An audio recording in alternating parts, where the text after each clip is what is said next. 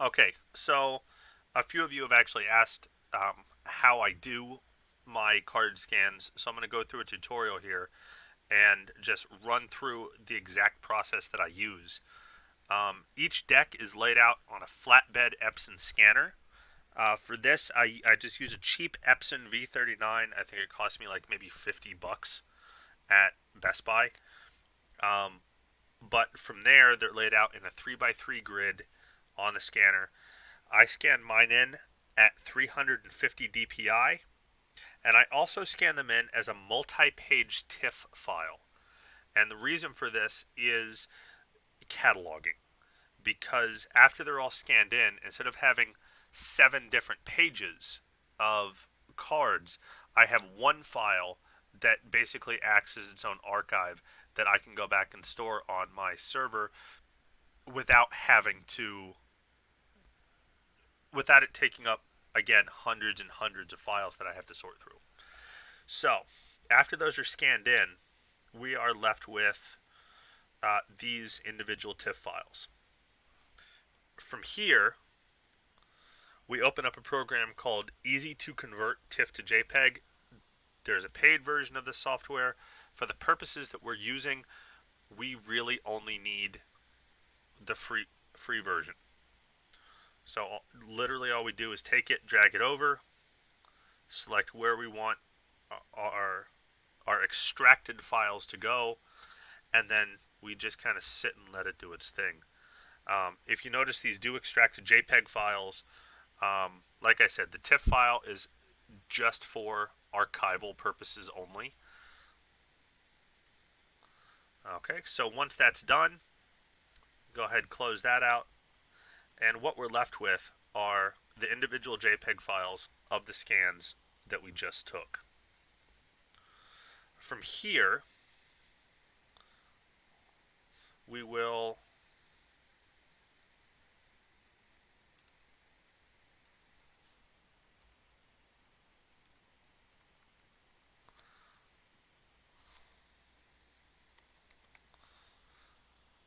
okay, from here, we're going to open up Photoshop.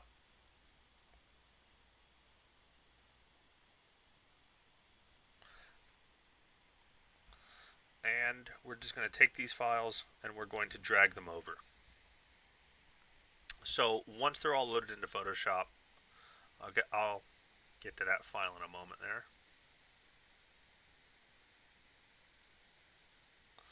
Um, from here, this is the 3 by 3 grid that I was talking about. Now the following actions that we're going to run are based around crop and straighten photos. By running this, what it's going to do is it's going to extract each one of those images after giving us a seizure, extract each one of those images into its own file. The rest of the action here is just actions for saving and closing the files. Now, one thing that you want to do after you run that, and it's why I put the stop in here, is you want to check and make sure that you actually have 9 files. Sometimes what will happen is if you're scanning in a black file on a black background, for example, it might wind up with um, all kinds of weird things that are going on. It might only wind up selecting half of the image. So when I scan these in, it's one of the reasons that standard cards get scanned with the flatbed open. Dark cards get scanned with it down. The Grid Series 3 playing cards are cards that I'm actually having some issues with, and I have to take some special precautions because they're half white and half black. The software doesn't know how to fully process them, so those need to get scanned in with like a sheet of green construction paper behind them. But moving on. Anyway, after these are all done, we just run the rest of the script, and it saves each individual file and then closes them down. Now, you will always wind up with extra cards at the end that will not fill up the whole page. Run the crop and straighten, and then in this case it's 2 cards. I'll just count up 2 save points from the bottom of the action and run it from there. So what we're going to do here is we're going to go through and we're just going to make sure that everything is working properly. The most time consuming part of this entire process is scanning the cards in. Scanning in an entire deck of cards will usually take anywhere between 10 and 15 minutes. The rest of the process, including cropping, updating, as you can see, it's going insanely fast.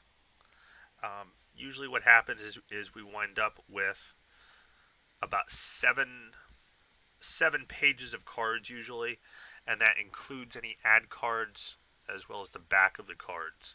When we upload them to Flickr, the backs of the cards, you really do need those in order to separate and identify a lot of these decks. So having those available, being able to do that, it makes life a little bit easier. And we'll get the last one here.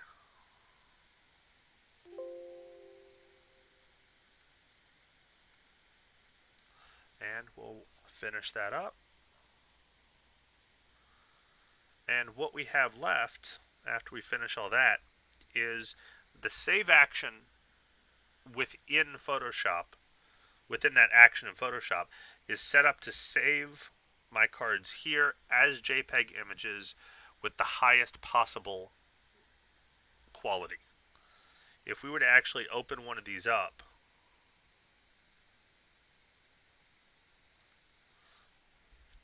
and take a look at the info here, it's scanned in at higher than, or almost as high as 1080 resolution.